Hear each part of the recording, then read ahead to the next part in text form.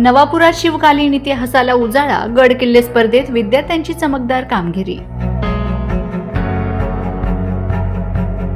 शिवजयंतीच्या पार्श्वभूमीवर नवापूर नगर परिषदेच्या वतीने प्रथमच गड किल्ले बांधणी स्पर्धेचे आयोजन करण्यात आले।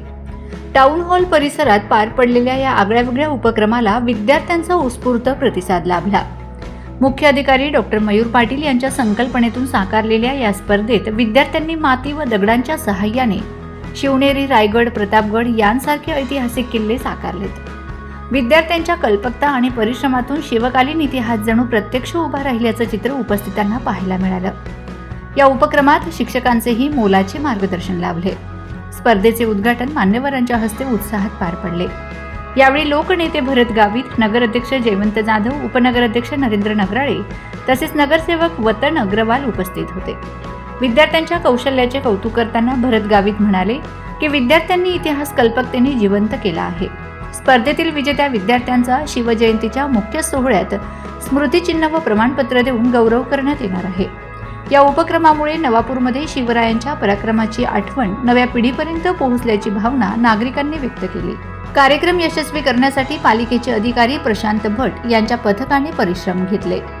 जयवंत दादा जाधव तसेच उपनगराध्यक्ष नरूभाऊ नगराळे आणि इथे आपले नगरसेवक वतनदादा सुद्धा आलेले आणि पालिकेचे सर्व स्टाफ, अधिकारी, कर्मचारी आलेले। तर आपण नवापुरात प्रथमच असा हा उपक्रम घेणार आहोत आणि अध्यक्ष महोदय आणि सर्व नगरसेवक मंडळींनी सांगितलं की अतिशय दुजोरा दिलाय उपक्रमाला। आपल्या स्वतःच्या वास्तूमध्ये टाउन हॉलचे शेड म्हणजे जवळपास आज उद्घाटनच समजा, अशा पावन गोष्टीने त्याचं उद्घाटन पण होत आहे। त्याच्यात तुम्ही सगळ्यांनी खूप छान अशा संकल्पना ज्या केलेल्या असतील ते किल्ले बनवायचे तर आहेत आणि शिवाय जो किल्ला तुम्ही टीम बनवणार त्याबद्दल तुम्हाला 1-2 मिनिटं सांगायची पण आहे माहिती।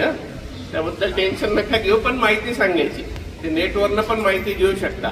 आधी तुम्ही जे चित्र किंवा निबंध पण लिहून दिलेले आहेत ते पण आपण इथे कसं तुम्ही कागदावर लिहून दिले, आपण मग ते पुठ्ठ्यावर लावून मग ते सुद्धा इथे लावणार आहोत, म्हणजे ते कव्हर होतील तिथे।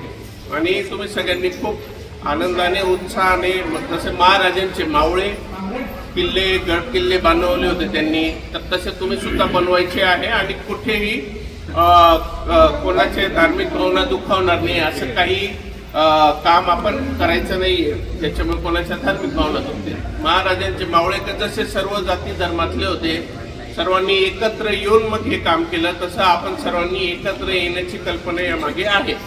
आणि एक दुसरं हे पण लक्षात ठेवा की आपण गड किल्ले, किती लोक तुमच्यातले गड किल्ले पाहायला गेले आजपर्यंतचे, ट्रेकिंग वगैरे केलंय दादा? कुठे? सोनगड, प्रतापगडला गेलाय बघा। तर विचार करा, आपल्याजवळ सोनगड आहे, बाकी पण काही किल्ले असतील, तर ते किल्ले आज इतके 300-400 वर्ष झाले बांधून, तरी ते टिकून आहे, परंतु आज त्यांची अवस्था खराब झालेली आहे।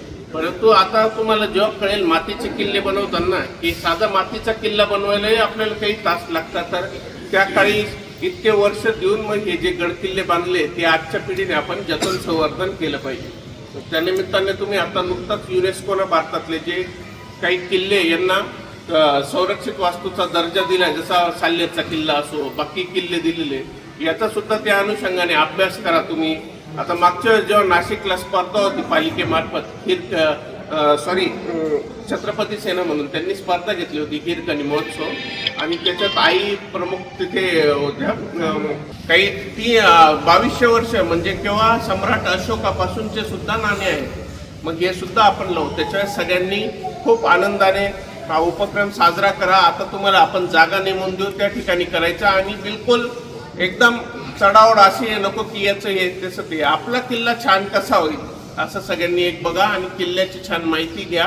आणि सर्वप्रथम हा स्पर्धा आयोजित केली त्याबद्दल मग आयोजक आणि तसेच आपल्या सर्व अध्यक्ष महोदय, उपाध्यक्ष महोदय या सर्वांसाठी जोरदार टाळ्या पण होऊन जाऊ दे।